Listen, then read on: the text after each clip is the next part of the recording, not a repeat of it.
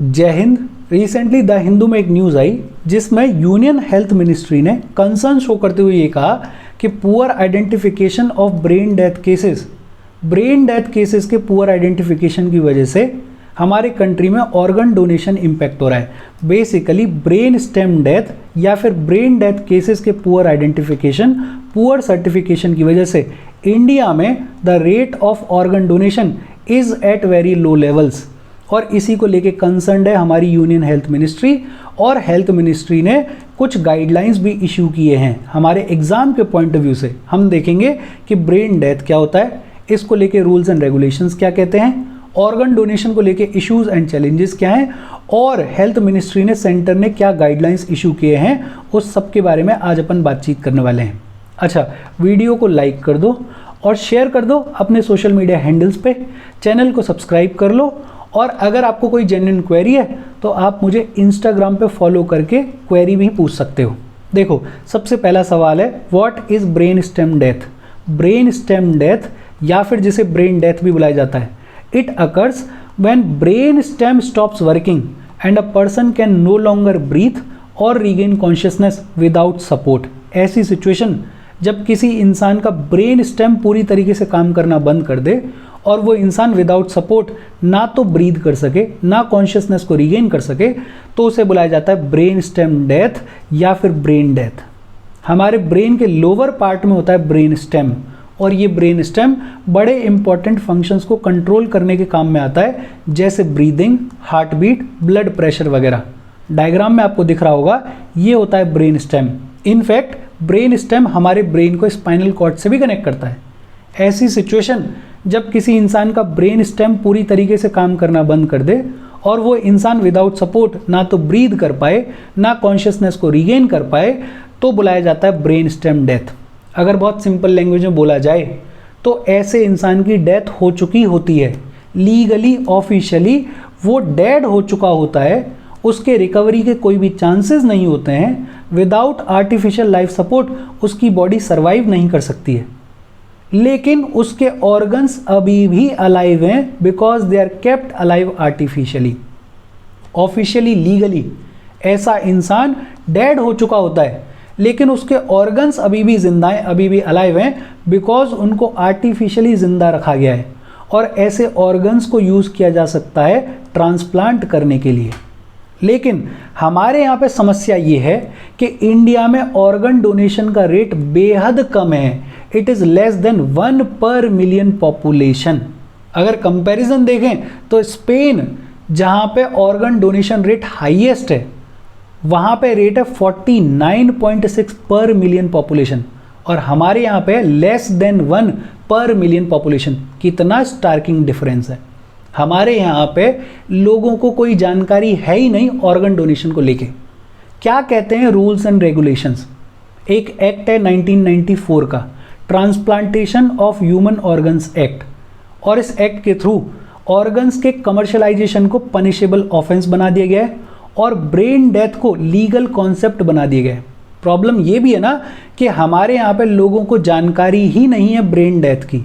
उनको तो ऐसा लगता है कि आईसीयू में आदमी है, ऑर्गन्स काम कर रहे हैं, पॉसिबिलिटी है कल को जिंदा हो जाए। उनको ये समझ में नहीं आता कि ऑर्गन्स काम कर रहे हैं बिकॉज आर्टिफिशियल सपोर्ट मिल रहा है, वरना एक्चुअल में तो आदमी डेड हो चुका है।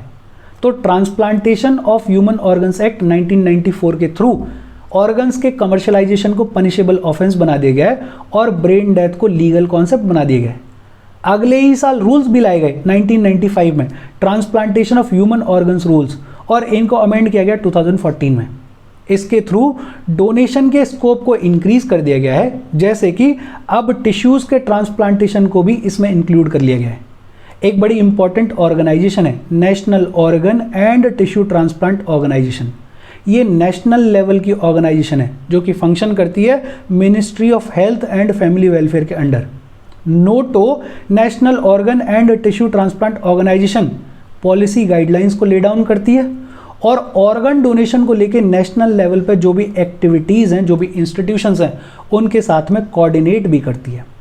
फरवरी 2023 में ऑर्गन ट्रांसप्लांटेशन गाइडलाइंस को सरकार ने मॉडिफाई किया। क्या मॉडिफिकेशंस किए? पहले एक एज लिमिट थी 65 ईयर्स की कि 65 ईयर से ऊपर वाले लोग जो हैं वो ऑर्गन्स के लिए रजिस्टर ही नहीं कर सकते हैं। जैसे कोई डोनर एक्सपायर हो तो उसके ऑर्गन्स के लिए 65 साल की उम्र से ज़्यादा वाले लोग उस ऑर्गन के लिए रजिस्टर ही नहीं कर सकते थे, लेकिन अब वो एज लिमिट हटा दी गई है।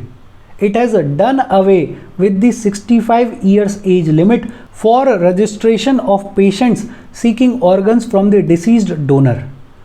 दूसरा मॉडिफिकेशन ये किया गया है कि डोमिसाइल क्राइटेरिया को ख़त्म कर दिया गया है। पहले इंसान जिस स्टेट का डोमिसाइल हुआ करता था उसी स्टेट में ऑर्गन्स के लिए रजिस्टर कर सकता था, लेकिन अब ये डोमिसाइल का क्राइटेरिया ख़त्म कर दिया गया है। अब जो भी नीडी पर्सन है वो किसी भी स्टेट में जाके ऑर्गन्स के लिए रजिस्टर कर सकता है और किसी भी स्टेट में जाके ट्रांसप्लांट भी करवा सकता है। तीसरा ये भी बोला गया है कि ऐसे किसी रजिस्ट्रेशन के लिए कोई भी स्टेट कोई पैसा चार्ज नहीं करेगी।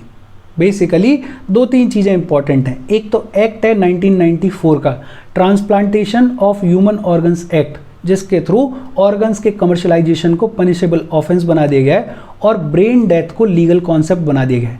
1995 के रूल्स हैं transplantation of human organs rules, जिनको 2014 में अमेंड किया गया है और ऑर्गन डोनेशन के स्कोप को इसके थ्रू इंक्रीज कर दिया गया है।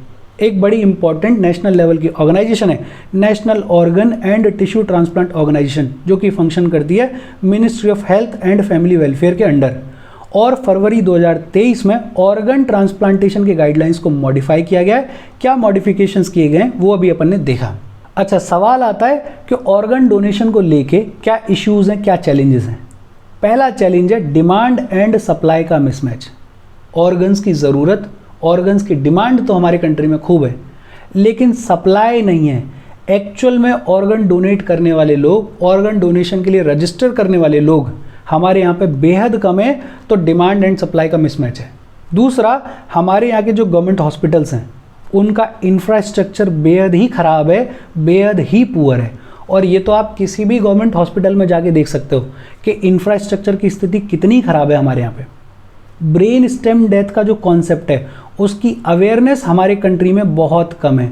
सोसाइटी में अवेयरनेस ही नहीं है, लोगों को जानकारी ही नहीं है कि ब्रेन स्टेम डेथ नाम की कोई चीज़ होती है। उनको तो बस ये लग रहा होता है कि आईसीयू में बॉडी रखी हुई है, ऑर्गन्स काम कर रहे हैं, पॉसिबिलिटी है कि कल को आदमी ज़िंदा हो जाए।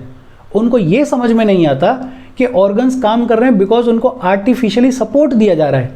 एक्चुअल में तो आदमी की डेथ हो चुकी है। इसके अलावा हमारे जो हॉस्पिटल्स हैं वो brain stem death certification issue करते भी नहीं हैं, बिकॉज उनको पैसा बनाने से मतलब है। वो बॉडी को आईसीयू में रखेंगे, उनका डेली का पैसा बन रहा है, वो क्यों ब्रेन स्टेम डेथ सर्टिफिकेशन को इशू करेंगे।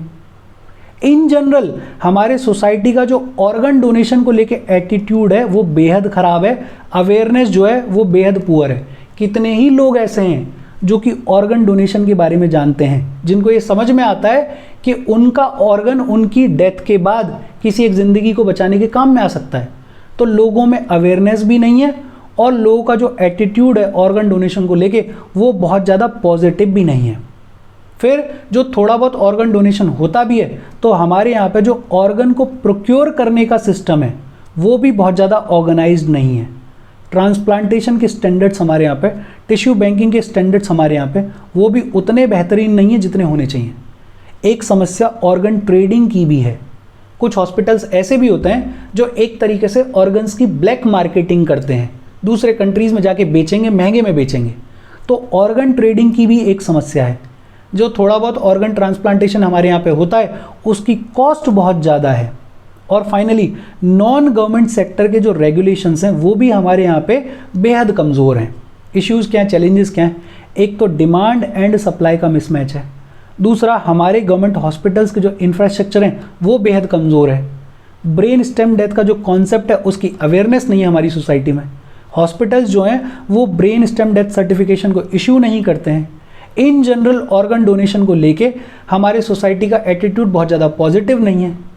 ऑर्गन प्रोक्योरमेंट का हमारा जो सिस्टम है वो बहुत अच्छे से ऑर्गेनाइज नहीं है। ट्रांसप्लांटेशन के, टिश्यू बैंकिंग वगैरह के स्टैंडर्ड्स हमारे यहाँ पे कमज़ोर हैं। एक समस्या ऑर्गन ट्रेडिंग की भी है। हाई कॉस्ट वो भी एक समस्या है। और नॉन गवर्नमेंट सेक्टर का जो रेगुलेशन है वो भी हमारे कंट्री में कमज़ोर है। और फाइनली बात आती है कि मिनिस्ट्री ने, सरकार ने क्या गाइडलाइंस इशू किए हैं अंडर 1994 एक्ट। पहला तो सरकार ने हेल्थ अथॉरिटीज़ को ये बोला है कि जितने भी पोटेंशियल ब्रेन डेथ केसेस हैं आईसीयूज़ में, उनको आइडेंटिफाई किया जाए।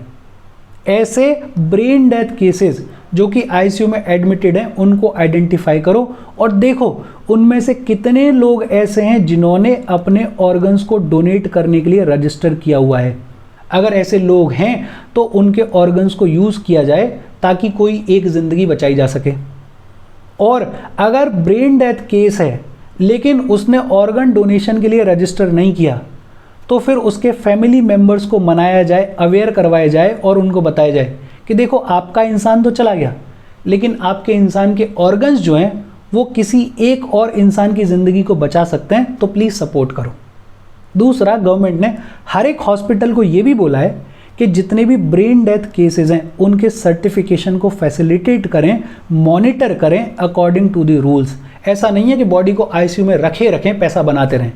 जहाँ पे रूल्स के अकॉर्डिंग सर्टिफिकेशन इशू किया जा सकता है वहाँ पे सर्टिफिकेशन इशू करें।